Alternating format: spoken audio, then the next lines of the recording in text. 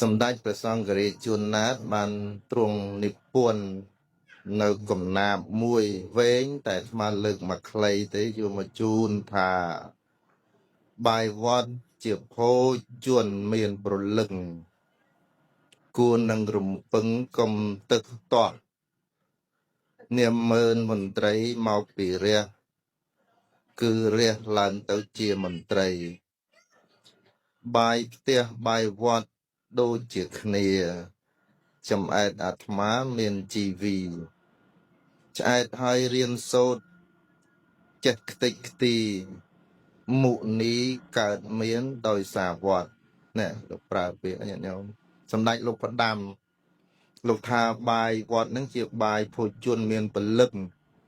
កន្លែងនេះមិនមែនឡើងគីឡូទេនេះមិញនេះសិតតែនិយាយអំពីពលឹងមិត្តភាពពលឹងអនុស្សាវរីយ៍ដួងចិត្តមនសិការស្អីហ្នឹងលោកហៅពលឹងបាយហ្នឹងមានពលឹងព្រោះបាយវត្តល្អណាស់ញាតិញោមអ្នកនៅវត្តណាអាត្មាមិនដែលឃើញណាទៀងបាយដូចជាងអ្នកនៅវត្តទេគឺថាឲ្យតម៉ោងលោកឆាន់គឺកូនសិស្សទាំងអស់ត្រូវមកជួបជុំជាដាច់ខាតព្រោះតែអត់មកជួបជុំគេស៊ីអស់ស្រុកចឹងអត់មានអ្នកណាទុកឲ្យទេគឺថាឲ្យតែលឺក្រេះគឺក្រោបមកយ៉ាងម៉េចក៏មកអង្គុយត្រៀបប្រាដើម្បីរងចាំសភាពការមានការប្រែប្រួលហ្នឹងមកយើងវាចិត្តដៃហ្នឹងគ្រប់តែគាត់តែអញ្ចឹងណាប្រហែលជាមានតែមហាកុដទេដែលដូចជាមិនសូវស្ទុះស្ទារឿងត្រៀមខ្លួនត្រៀមកាយពេលដែលសម្ដេចលោកឆាន់ណាអូយប៉ែតអូមេវិជាការប៉ែតនោះហ្នឹងហើយអញ្ចឹងកុដផ្សេងហ្នឹងអស់លោកញាតិញោមដែលនេះហ្នឹងជ្រាបហើយអស់លោកអ្នកនៅវត្តណាប្រសងហ្នឹងថ្ងៃខ្លះទៅក៏ឆាន់ធូរដៃទៅក៏រៀងសឡហ្នឹងក៏នៅសល់ខៀវនៅសល់ទឹកអីខ្លះថ្ងៃណាដែលក្លៀនខ្លាំងដាក់សម្រុកយកទៅសេះសល់តិចតួចប៉ិនក៏នៅតែមិនម៉ត់អានេះគេហៅភោជនមានពលឹងឆាន់ហ្នឹងគិតគេគិតឯងខ្លះគិតទៅវាឆាន់ហើយអស់មកជាហៀងហើយប្រែមកជាហៀងទៀតអាល្អិតនៅនេះវាចេះកាហែមមិនក៏មិនឈប់ដែរវាក្លៀនភោជនមានប្រលឹងនឹងឯងប្រលឹងនឹងនេះពេលអស់លោកខ្លាយទៅរដ្ឋបាលខេត្តលោកវិជ្ជបណ្ឌិតក្រសួងអប់រំលោកនឹកឃើញអនុស្សាវរីយ៍នឹងឯងនេះឯងអនុស្សាវរីយ៍ពួកយើងញាតិញោមហ្នឹងហើយវាមិនល្អទាំងអស់ទេតែល្អច្រើនហ្នឹងគួរនឹងរំពឹងគុំទឹកតល់បាយវត្តនេះគ្មានអ្នកដែលមកនៅវត្តអ្នកខ្លះគាត់នៅអត់បានទេញាតិញោមដោយសាររំពឹងខ្ពស់បាយវត្តគឺបាយស្ដេចបាយមន្ត្រីបាយរះសាមញ្ញហើយបាយបុនខ្មោចនេះលោកទៅបុនខ្មោចបានមក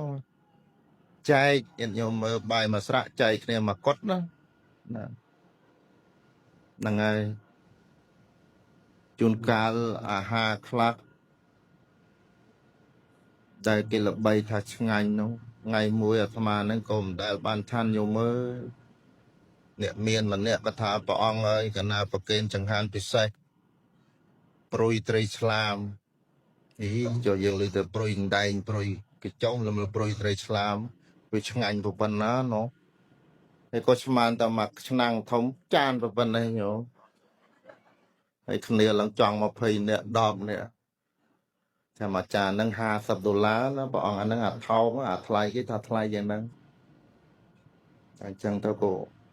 ដើម្បីឲ្យស្គាល់រសជាតិរៀងខ្លួនភ្លក់ម្នាក់មកចង់លព្រាឲ្យស្គាល់ត្រួយព្រៃឆ្លាមគេណា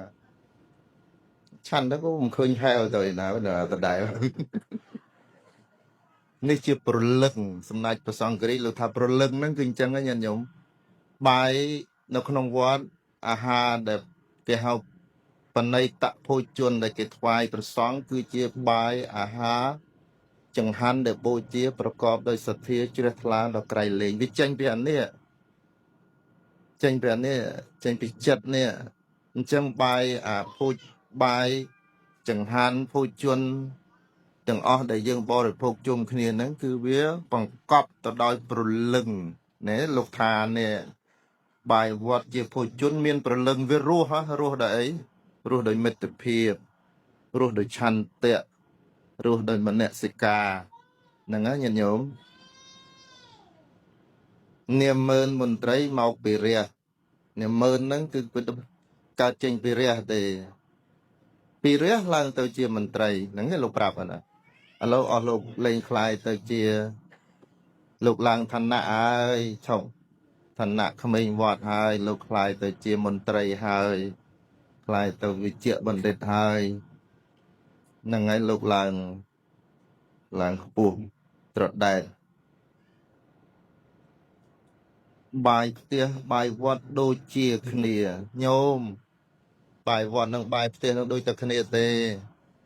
មានន័យថាអាហារនឹងវាតែមួយទេចំអែតអាត្មាមានជីវីប៉ុន្តែបរិភោគហើយគឺមានជីពជន់